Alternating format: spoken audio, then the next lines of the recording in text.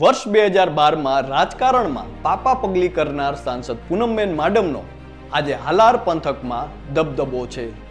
સફળ રાજકારણી સાથે રાજકીય પરિવારનો અડીખમ વારસો પૂનમબેને આજે પણ સંભાળીને રાખ્યો છે અને આવું કહેવામાં જરા પણ અતિશયોક્તિ નથી.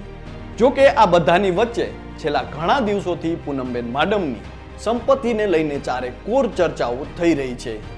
ત્યારે લોકોના મનમાં સવાલ ઊભા થઈ રહ્યા છે કે આ સંપત્તિ પાછળ સાચી હકીકત શું છે. નમસ્કાર, આપની સાથે હું છું કૃપાલસિંહ જાડેજા અને સાંસદ પૂનમબેન માડમ વિશે વિગતે વાત કરીએ વાત ગુજરાતી પર.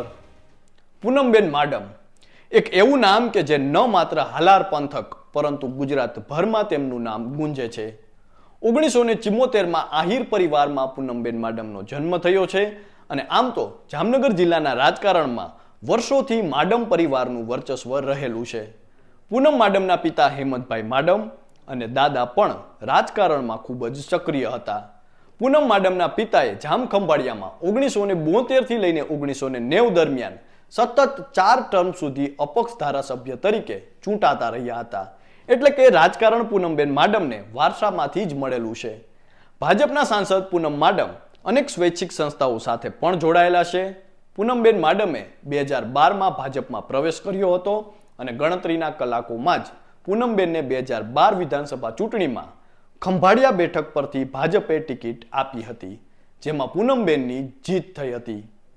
2014 લોકસભા ચૂંટણી આવતા જ ભાજપે જામનગર લોકસભા બેઠક પર ઉમેદવાર બનાવતા જામનગર બેઠક પર પૂનમબેન પોણા 2 લાખ કરતા વધુ મતથી જીત મેળવી સાંસદ બનીને દિલ્હી પહોંચ્યા હતા.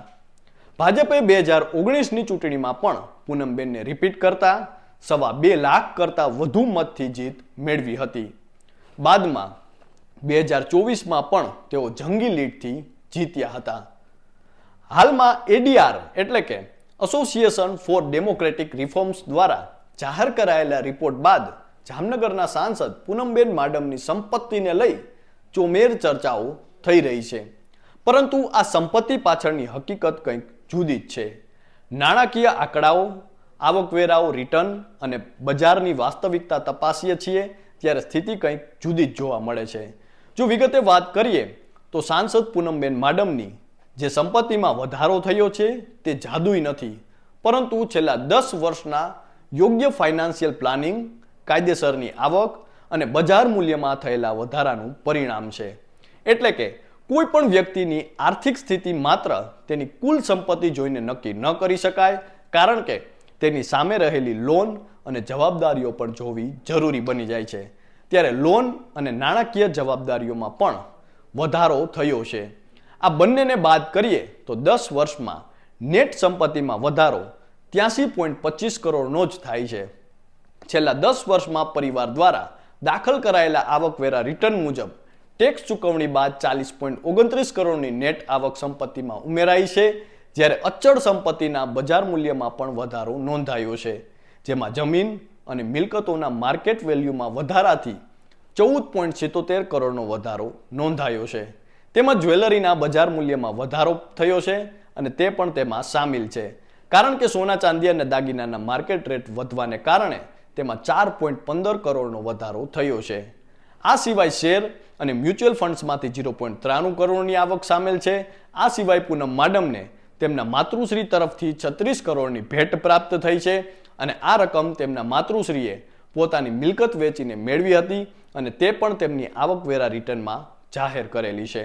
આમ પણ જો કોઈ સામાન્ય વ્યક્તિ અથવા બિઝનેસમેન છેલ્લા 10 વર્ષથી નિયમિત રીતે આવકવેરા રિટર્ન ફાઇલ કરાવતો આવ્યો હોય, કાયદેસર રીતે રોકાણ કરતો આવ્યો હોય અને પરિવારની સંપત્તિમાં વૃદ્ધિ થઈ હોય તો તેની સંપત્તિ પણ આવી જ રીતે વધેલી જોવા મળે છે. પરંતુ પૂનમ માડમ એક સાંસદ હોવાથી તેમની આવકની ચારે કોર હાલમાં ચર્ચાઓ થઈ રહી છે. આપને જણાવી દઈએ કે આ આવકમાં સેલ્ફ, પતિ અને HUF એટલે કે હિન્દુ અવિભક્ત કુટુંબ ત્રણેયની સંપત્તિનો સમાવેશ થાય છે. એટલે કે આ સંપત્તિ રાતોરાત નહીં પરંતુ રોકાણના આધારે થઈ છે. એટલે કે સંપત્તિ રાતોરાત નહીં પણ રોકાણથી થયેલી છે.